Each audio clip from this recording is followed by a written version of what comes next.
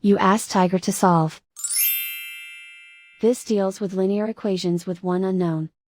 The final result is x equals 180/17.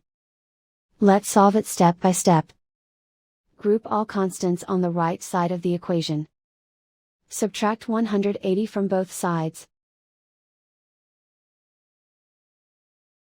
Group like terms.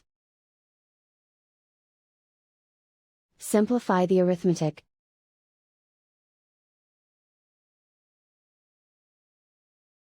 Isolate the x.